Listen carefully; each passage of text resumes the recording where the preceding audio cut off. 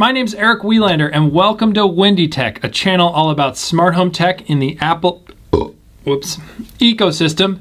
Today we're going to talk about the Eve door and window wireless contact sensor for Apple HomeKit.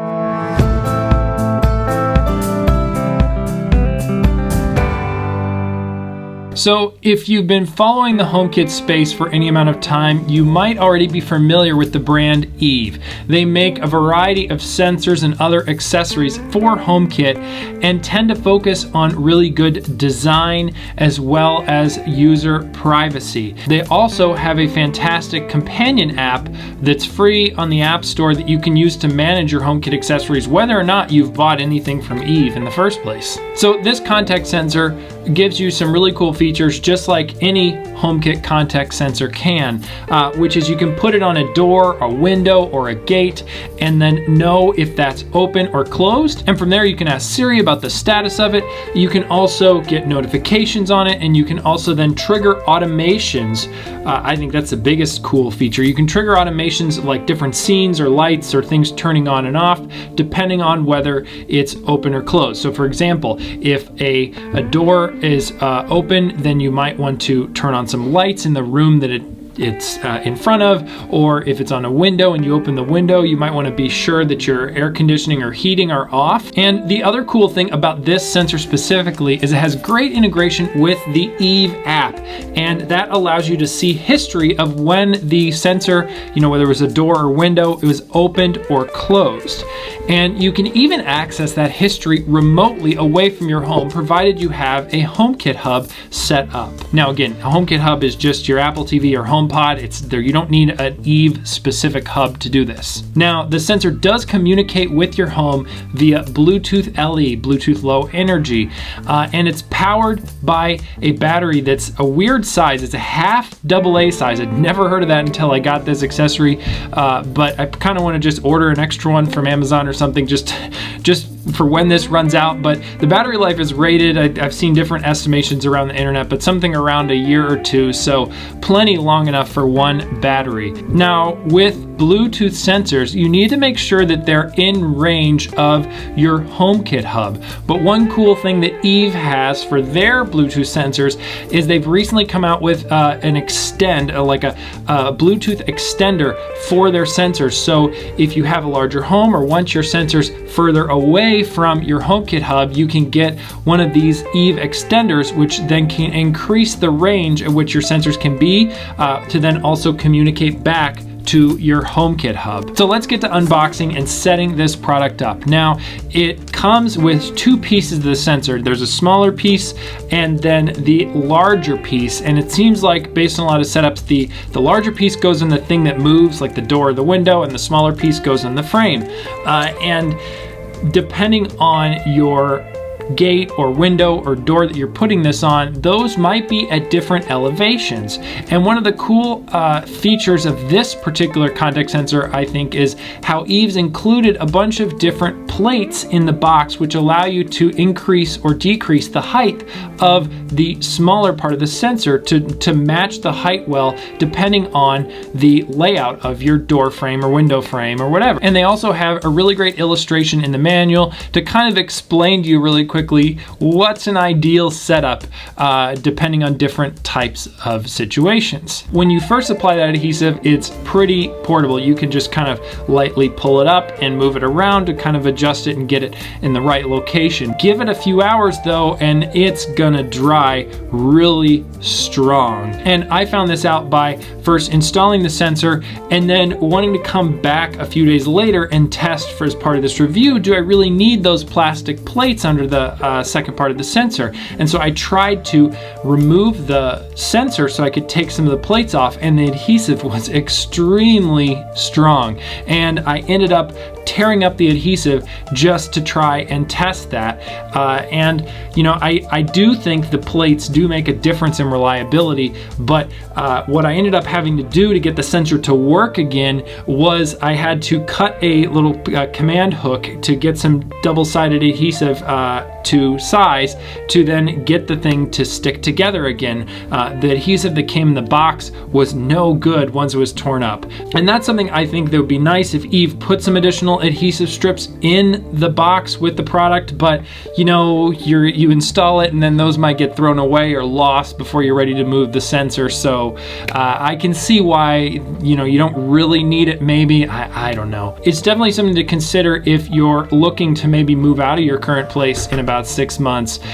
Do you really want to install one of these sensors for about $50 US when if you tear it up, then you're gonna have to get some kind of new adhesive to get it to work again. That also could be a great feature though. I've had a number of viewers of this channel write me about questions around you know, securing sensors to gates and other things, especially around children. And I think once this adhesive is dried, I would find it very challenging for any child to get it off. I mean, you know, kids are kids and they can probably break something. But I tried to test with my 7-month-old son, but he was way more interested in the iPhone that was filming him than he was in trying to get this sensor off the wall. Now, speaking of this adhesive, if you're in like an apartment or some other place that you're renting, I wouldn't worry too much about the paint. I mean, I didn't, in tearing it off, have any issues with the paint. It was on like a high gloss finished piece of wood. No issues. I'd imagine drywall might be a little more tricky, but just be careful where you put it. Once you have the sensor set up, how is it actually using it day to day?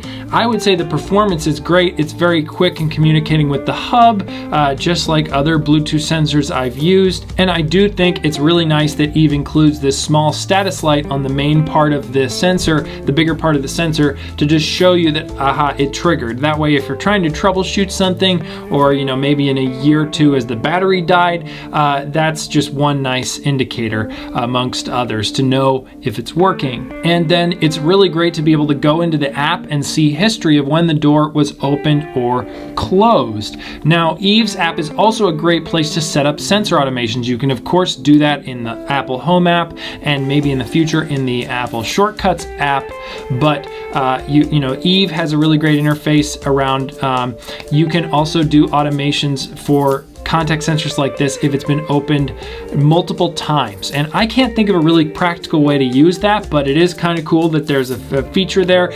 If you have a practical way to use, you know, if the door's been opened 3 times, then do this or something, I don't know. What I really wish it had was something like if the door's been open for 10 minutes, send me a notification or trigger a different automation. And I didn't see a way to set that up either in the Eve app or HomeKit. Maybe that'll change in the future with Apple Shortcuts adding more features to this. We'll just have to see. But again, that's, I think, more of a limitation of Apple HomeKit than it is specifically this sensor or Eve's setup. Now, when you go to load the history for the sensor, it can take a minute, especially if you're doing it remotely, but I still think it's pretty cool that you can load the sensor history from anywhere. And but if it's been like a day or two, it might take like up to 30 seconds for all the data to come in. Still though, it's pretty great to be able to check that data and just see it in a really nice graph of when it was opened and closed. Now, personally, I'm using this sensor in the door entrance to my garage, and the main use or automation for it is when I open the door, then the lights, which I now have controlled by smart switches, the Belkin Wemo smart switches I installed in a previous video, when this Eve door sensor opens or triggers that it's been opened, then if it's within a certain range of time in the evening, it will just turn on those lights in the garage. So that means if it's, you know, dark outside or the garage door's closed, we automatically get light in the garage to go out and do whatever, and that's just a really nice improvement. So in conclusion, is this sensor right for you? I think at $49, it's not the cheapest sensor, but keep in mind that you don't have to buy any kind of additional hubs. Some other sensors, you need to have their company's hub in order to get it to communicate with HomeKit. And I think you get what you pay for. It's a well-designed, well-built product with a really great app integration with their own application. And of course, it works great with HomeKit as well. And the adhesive issue might be a bug or a feature for you, depending on your needs, but just keep it in mind that once you stick it somewhere, it's gonna stay there. And I think really the only other downside is having to track down a half-size nice AA battery. But yeah, probably a lot of your local hardware store or something will, and Amazon will have those if you need it. So I think if you're looking for a contact sensor, this Eve door and window sensor can be a great option to start automating your home. Again, I previously made a video on sensor automation in HomeKit. I think it really starts to unlock a lot of the power of your home when you just are able to naturally move around your home, and it automatically does things in reaction to what you're doing. And by investing in sensors like this, you really start to see a payoff on your other investments of things like smart bulbs or switches or smart thermostats, because you can really start to control those automatically in a lot of new ways. Let me know down in the comments below if you've used this contact sensor or another contact sensor and ways that you've set it up with automations. I think it's really great to share as a community different use cases for automation like this and just get inspired to set new stuff up in our own homes. Give this video a thumbs up if you liked it. It really does help other people find it on YouTube. Subscribe to the channel if you aren't already. Thanks again so much for watching, and I'll see you in the next one.